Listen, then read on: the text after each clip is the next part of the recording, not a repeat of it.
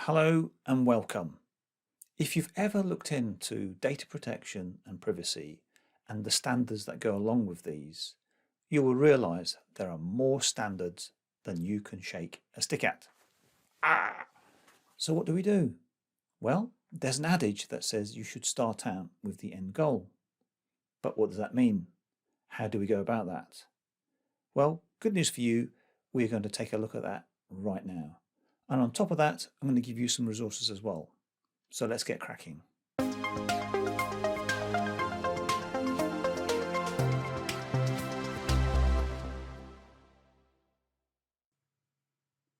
Perhaps this section will be really useful to our executives and our project people. What we're going to try and do is now build a picture of how some of the standards can fit and overlap. Previously, we've explained what standards are, what they cover, the range of standards, and their hierarchies. But which standards should we be using? In some of the literature that you will read, the advice is that we should begin with the end goal in mind. What we will therefore do now is identify some end goals and link them up with standards to create the bigger picture. You ready? Let's get going. In the first example, we've got GDPR. It's the law. We don't have a lot of choice.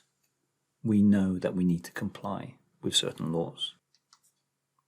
A second goal might be security requirements. Our industry might be moving so fast that we can't wait for a lumbering 5-yearly reviewed and published ISO update. In this example, perhaps we need to use the BSI PAS 555 because it's a necessity for us and our industry. As we've seen before, there could well be some industry requirements in our banking arrangements which force us to use a standard. In this example, we've used PCI again. So far, we've seen 3 end goals. Let's add a few more. It could be that in the market we have some customer requirements. And I did find some statistics which suggested that 27701 was in demand. And as we saw in our survey, some customers might contractually require us to comply with a standard. And if we don't comply with that standard, we may not be able to bid for certain projects. We might have an internal digital transformation program. And this program perhaps needs to expose data and bring in new sources of data. And so there will be some requirements in running that operation and making sure that our data flows into the organization when and as needed. For this final objective, we may have existing internal processes that need to be updated to fit a standard. For example, we may have call centers that carry out cancellations or upgrades to customer contracts. Now here's the thing, under GDPR we are supposed to only use data for intended purposes. So we'll need to document our processes to a standard so that we can then justify this and ensure downstream compliance with GDPR. In this example, our organization might already be pulling in different directions in an attempt to satisfy these 6 goals. There will potentially be overlap and different approaches under multiple projects or programs. It might be beneficial to use a more consistent mechanism in the way we audit, risk assess, and document what we're doing. There could be gaps that we have not seen or thought about. In this example, we could welcome another standard, such as the ISO 27001, but this might be too heavy for certification reasons, and we might opt instead for the NIST privacy framework. So is that it? Is that the end?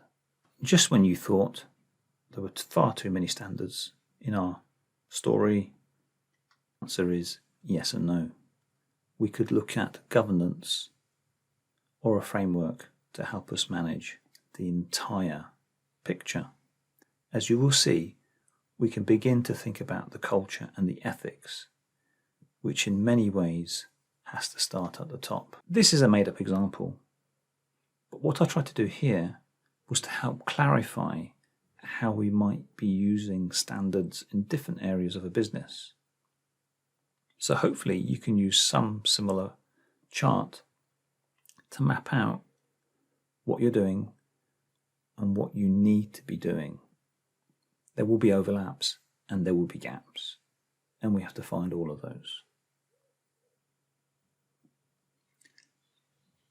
If you start looking into standards, you will very quickly find out that you've entered the rabbit hole with no apparent end in sight. I hope these resources will save you much time in Googling. With these guides, I've extended the short links to give you an idea of what the document or web page contains. I found some of these very useful, and they helped build up a picture in my mind with the guidance on where I needed to go next. ISO 27000, we've already looked at some of these. ISO 29100 for completeness. Potentially these standards will gain teeth over time. ISO 29184 is really interesting for the online consent aspect. This link will take you to a video. I think we can expect more in this area due to the fact that the current consent mechanisms that we see on websites are ridiculous. We need to avoid falling into the trap that the ISO standards are the only way to go. Here are some other examples for you to look at. Some companies may choose the NIST privacy framework. There will be overlaps with other standards. Organizations may choose different paths to arrive at the same place. For example, a cement producer will be completely different to, say, Google. And by the way, Google uses 27001, 27017, and 27018, and these just happen to be specific to cloud operations.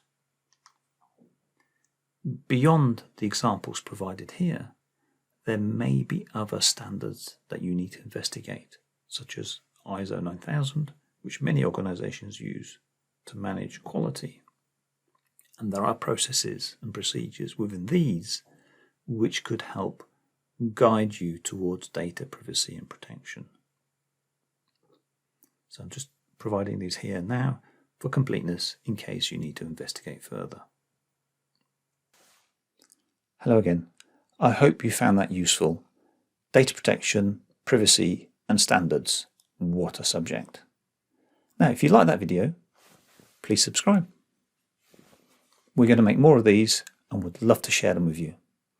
Now, even better than that, we've created a Udemy course, a full 7 hours, and exercises. So, why don't you join us and I'll meet you there. Thank you for your time.